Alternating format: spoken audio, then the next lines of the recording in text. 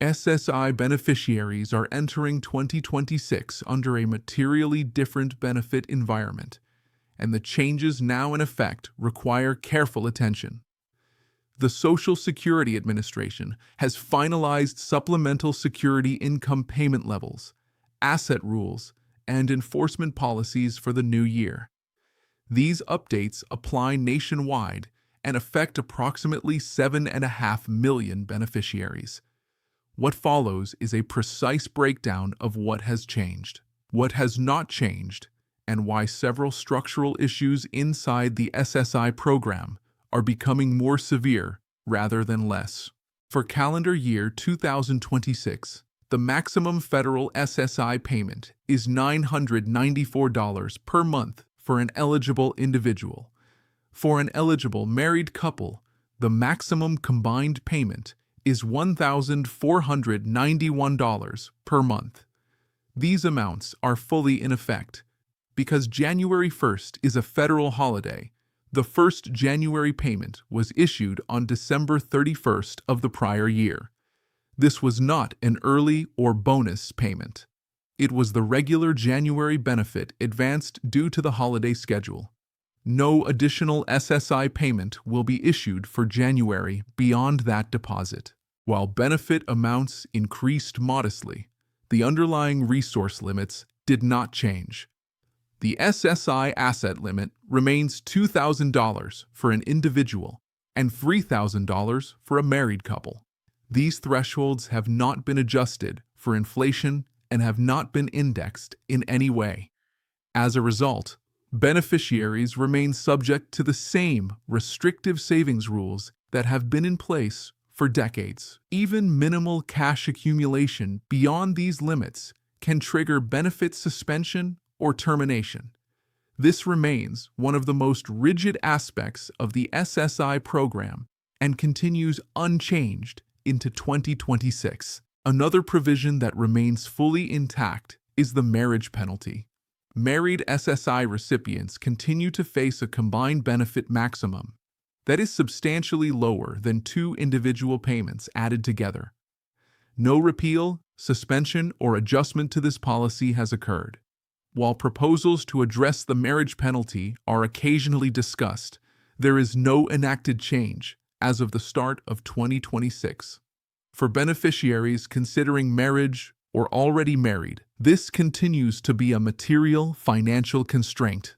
Beyond benefit amounts and asset rules, enforcement policy is a critical area of concern. In 2025, the Social Security Administration announced changes to overpayment recovery practices. Under those rules, most Social Security beneficiaries who receive an overpayment may have up to 50% of their monthly benefit withheld for recovery. SSI beneficiaries, however, are treated differently.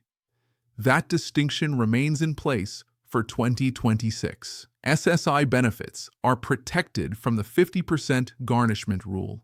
In the event of an overpayment, SSI beneficiaries continue to receive their full monthly payment, while repayment arrangements are addressed separately. This protection is significant and remains one of the few enforcement safeguards specific to SSI recipients. While these operational rules are important, they do not address the most serious issue facing the SSI program. That issue is structural erosion. SSI was created as an anti-poverty program. Its original purpose was to ensure that elderly and disabled individuals could meet basic living needs without relying entirely on family or charity.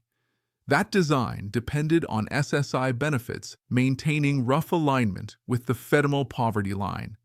That alignment no longer exists. The federal poverty line increases almost every year, generally at a pace between 3 and 6%.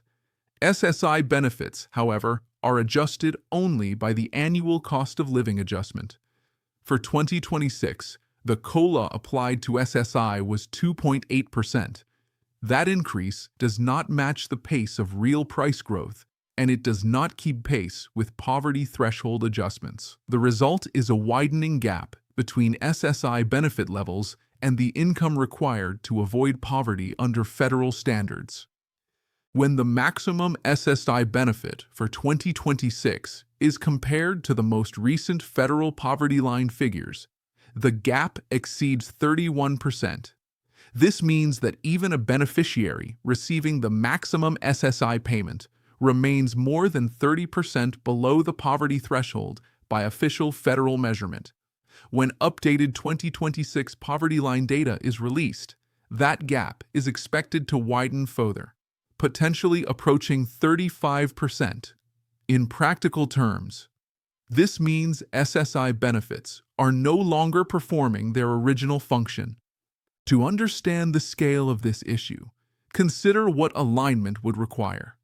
A 35% adjustment to the current maximum SSI payment would translate to an increase of approximately $340 per month for an individual. That figure is not a policy proposal. It is the mathematical difference between current SSI benefit levels and the federal poverty standard. The absence of such alignment is not temporary. It is cumulative and worsening each year. This discrepancy explains why SSI recipients experience increasing financial strain even when annual COLAs are applied. Housing costs, utilities, food, and medical expenses continue to rise faster than SSI benefits. Asset limits prevent savings. Income limits penalize supplemental earnings. The structure leaves little room for adaptation.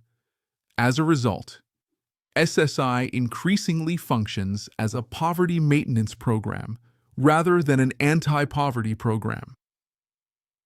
These conditions also explain why confusion and concern remain high among beneficiaries. Questions about benefit adequacy, eligibility stability, and future reforms are increasing. While there is ongoing discussion in Washington about SSI modernization, no enacted reforms have addressed the core structural problems. Incremental adjustments have not reversed long-term erosion. Looking ahead into 2026, additional changes should not be ruled out. Historically, significant Social Security and SSI policy updates often occur early in the calendar year. Administrative rules, enforcement guidance, and legislative proposals frequently emerge during this period. The absence of immediate reform does not indicate stability. It indicates unresolved pressure. Beneficiaries should understand that while their current payments are secure under existing rules, the program itself remains under strain. Asset limits, income thresholds, and benefit adequacy remain misaligned with economic reality.